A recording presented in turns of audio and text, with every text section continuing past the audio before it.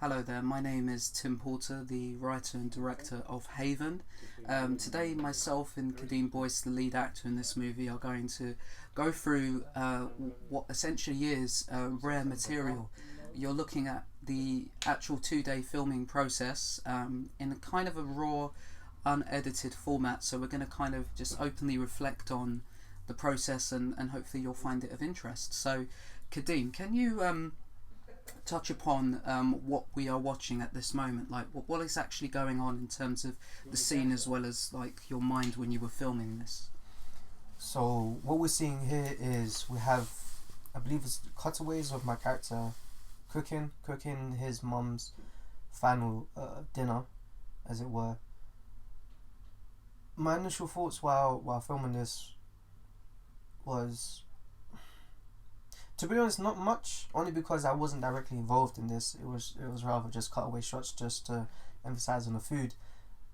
Yeah, and this became part of the opening montage as well. Now, what we sort of decided in post-production was to use much more movement-based shots because we felt these were a bit too static and there wasn't much going on. Now, what we were trying to do, at least from a direction standpoint, was to show the kind of mess and chaos of this process. Really, with the character probably has never really cooked in his life on his own for the first time. It's probably his mother has always done that for him, and you know, this deadly combination of mixing medication and harmful substances which will result in her death upon her wish is sort of what's going through his mind at the same time. So we've got this complete clash, if you would, between what should essentially just be a traditional meal, but later we understand that it isn't, and I think that's why we utilise using a lot of raw mincemeat and things like that in this early stage to sort of suggest that something's not quite right. Now, at this particular moment, I wasn't actually on set.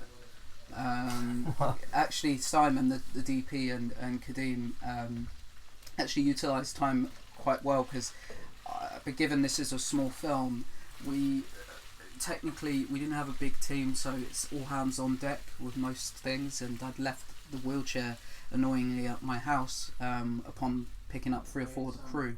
So I was getting off a wheelchair from a Nuffield Health venue, while these guys were doing the initial scene. So I guess that must have been quite, for your first proper short, like you've said in the past, quite frustrating and worrying that the director's actually not on set at that time. I think, because you are the head of this operation, but you are the head of the operation, so I will always seek the director for guidance, so I know what I'm doing and I can try and make sure I do it to my best ability and to make sure that you're happy as well. But because it was just simple cutaways, I thought it wasn't too bad. Yeah, and I was caught. I did give the go ahead on the phone, so it wasn't like it was done like underhanded. So what we're doing now is clearly when we started filming, it was about I think 4 or 5 o'clock, and we actually finished, funny enough, about 4 or 5 o'clock the next day. So it was quite a strenuous 12-14 hours. And at the time when we were doing this, and just like you can see with this shot here with him reflecting of what he's about to do, the thing that is quite important to mention was that we wanted to suggest rather than to actually physically show the process in which he goes about poisoning his mother, because it's already a sensitive subject, and the project itself, we always felt that it would be more powerful to show this and to sort of create suggestions to what was happening in the scenes rather than actually showing it. I think it would be a very different film if we actually showed the process. It might have a completely different meaning. So tell us a bit about what's about to happen here, because this is a scene which is very unusual, particularly because we've established that she can't physically move. Oh, hello, Kieran.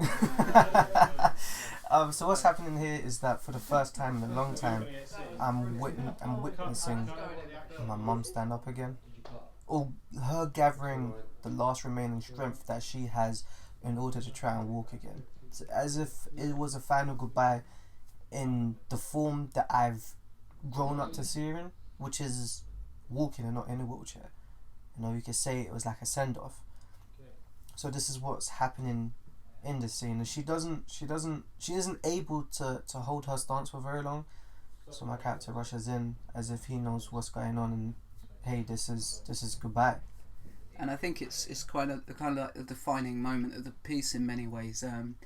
I mean, this particular scene itself is obviously a degree of creative license has been put into the scene, because realistically, something we never touched upon in both the play and the film that you've watched is that we wasn't aware of what the medical condition was. We, at the time of filming, we created a backstory, but we never felt that we needed to address it, because it didn't really add anything to the story. Whereas in the sequel, Void, it is all explained what happened, how it happened, and it gives a much more clearer image as to what was going on in this movie, and the direct effects of how this particular event shapes, ironically, both of their lives, even though she dies at this particular moment later. But we won't go too much into that. So this is quite a rare moment. We see Kadeem and Miranda on set, you know, trying to actually, amidst the chaos of what a film set is, you know, you've got a bunch of people and myself standing outside watching a monitor whilst the actors are having to try to keep the raw emotion there for the scene. And this was a very difficult scene to film because of the time you know, that we had, and also the fact that, you know, this was the important moment of the film, really, the final burst of energy that both of them have, because up until that point the film's very cold. They're both in many ways attacking each other in different ways, because they're not getting what they want in either situation. So I guess my question to you, Kadeem, is when you're watching this back, how did it feel having to play a character which ultimately is becoming a murderer, and also is on an emotional level losing what ironically could probably be the thing that's holding him together in his life? In terms of playing a type of character, I would say how I was feeling was, as the character, how I was feeling as myself is despair. I'm not too sure what's about to happen or what happens afterwards, especially for someone who's known their mother for so long, and then now she's gone, as you said, probably the only piece of humanity to allow him to have that humanity. I kept thinking, this is actually happening. What do I do now? Do I stay? Do I go? I'm trying to hold on for as long as I can, but ultimately I know that she's gonna go. I think the fact of me becoming a murderer, essentially, it didn't enter my brain. I guess it probably wouldn't at that point, given the circumstances. But at this point, I was just thinking, she's going. How can I stop it? Can I stop it? You know, is there any way to reverse it? But I know for a fact that it's not gonna. I can't bring her back. She's gone, and then now it's just me. And this is an interesting moment in the filming, because we didn't actually get a lot of takes on this, and I think we both wanted to go a bit more, and I think that was one of the reasons why the breakdown was never fully explored in this movie, because I think we both felt that there could have been more there, but also as we developed the project, it didn't actually feel necessary to show it. We soon realised through the editing process, when we originally, because it was originally a one-day shoot, wasn't it, that the film we were making wasn't the film that we wanted to make. You know, all the dialogue and stuff that would establish the situation, which ironically worked in the play, didn't actually work on film. So it took a while to figure out what film we were making. And I think when we realised we were trying to create what ultimately would have been the mental state he was in, all these unanswered questions, all the paranoia and the fear and the anxiety that was running through him. The edit shaped in that direction, and I think in a way it was good that we always kept everyone, in the sense of the audience, at arm's length, because they didn't actually get what they wanted. And that did initially frustrate people. I remember we did a test screening and people were like, we prefer the slower version with the dialogue, and you know, we did some soul searching and we slept to our guns, and you know, the film that we released is the film that we all feel is best representative of the ideas that we wanted to portray. Absolutely. So one thing I'm interested to ask is, when we were on the set, you obviously we were all tired as we were shooting and whatnot. Do you feel the shoot could have been managed better, in the sense of actually splitting it across 2 days, or what, you know, do you think it was too much in one day? How that affected you as a performer?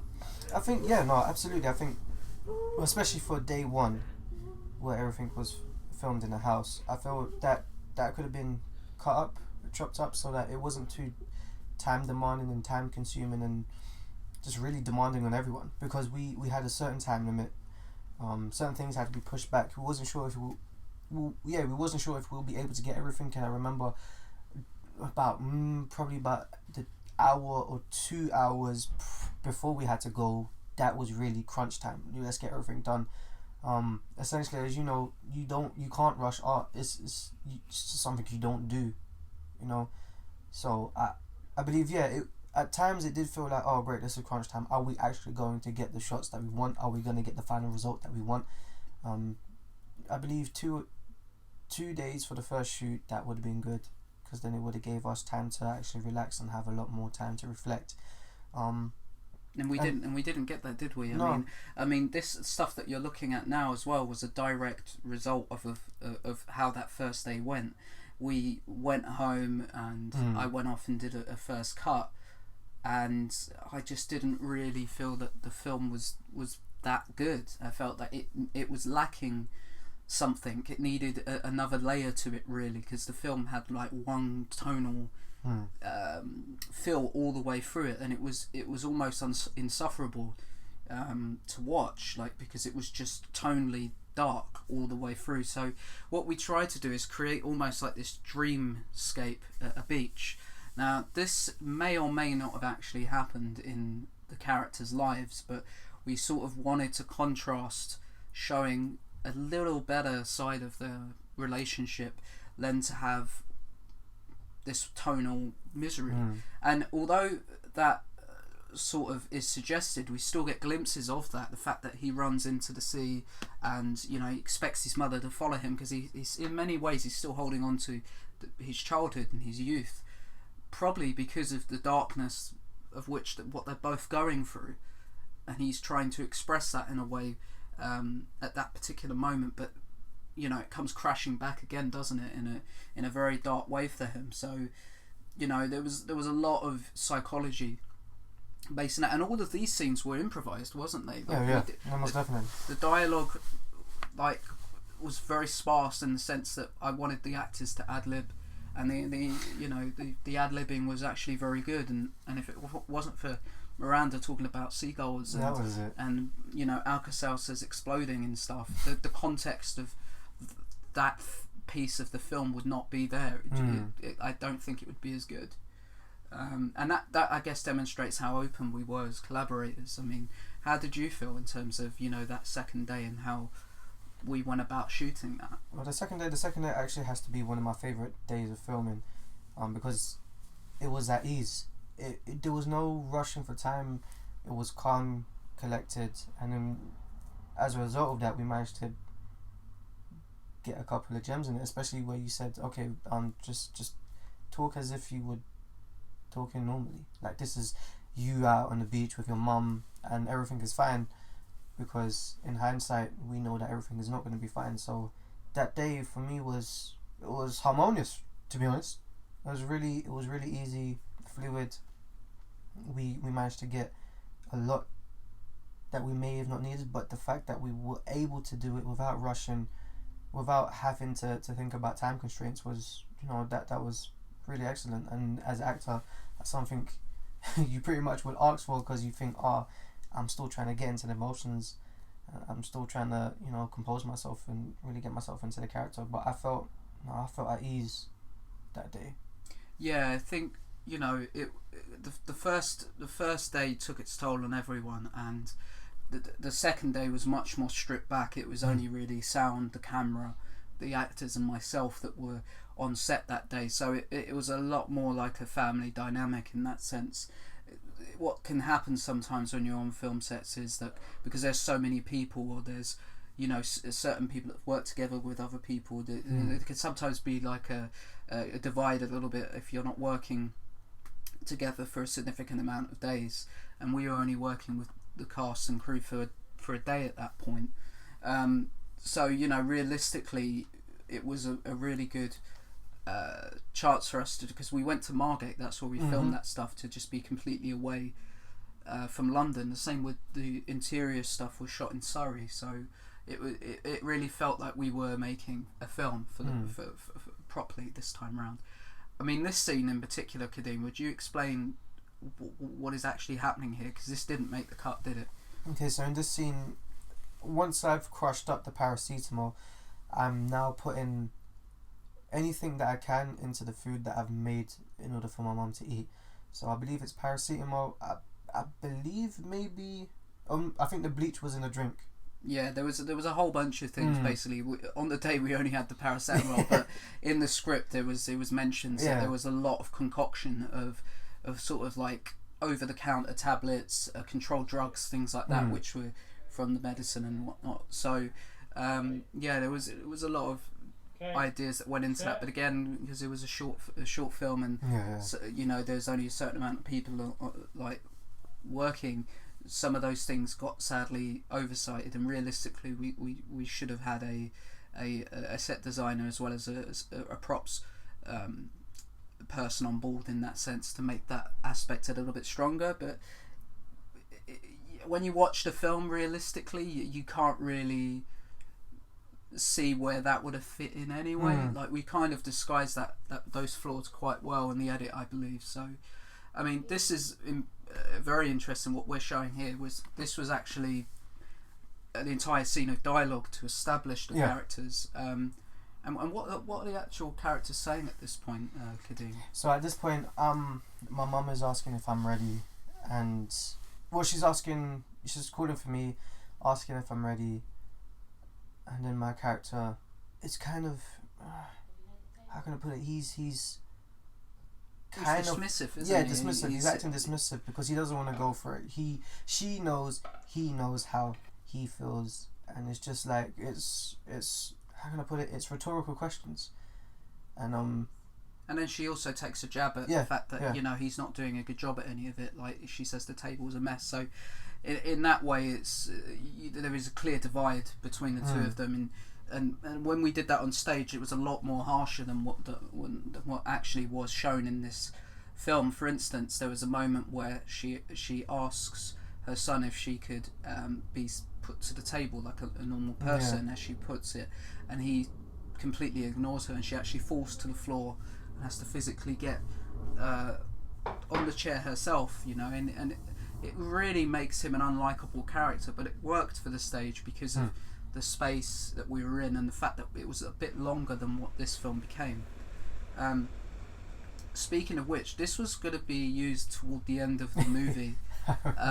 This was meant to be, in terms of it's almost like a hallucination really. When he was breaking down crying, he imagines that she walks off into the sea and is taken by the sea, and in many ways this was me referencing my favourite director, Takeshi Kitano, which he's always said that if you ever see the sea in his movies, it usually means death. Or some form of nastiness is forthcoming.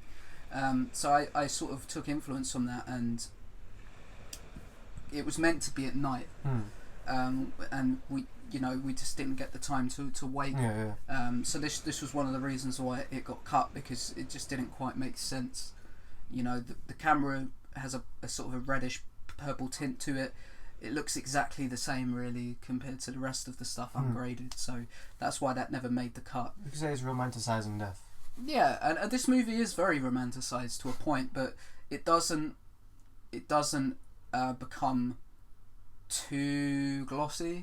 Like, I know that people used to take the piss out of it and say this looks like an M&S advert, or yeah, and we even had that, funny enough, from the first few minutes because of the first half, and that was intentional. It's making the most mundane thing beautiful. People getting dressed with makeup, and people cooking, for instance, which are very mundane things, but you know, ultimately in the context of this is very significant, because it's like she's getting herself dressed up for her final evening with her son, and he is preparing her final meal. So there's a lot of finality to that, and this is interesting too. This was kind of shown partially, but this is a defining point of the next movie, where he has now left his mother behind. You can actually see her corpse laying in the back partially through the curtain, and he is ready to, or attempting to, move on. And we will refer back to this in the second film. Absolutely. This is a defining moment for the character, and what can we say? There's only a way to find out, really, if we get this film funded. So thanks for joining us today. Hope you found this interesting, and yeah, see you soon. When we get this film funded.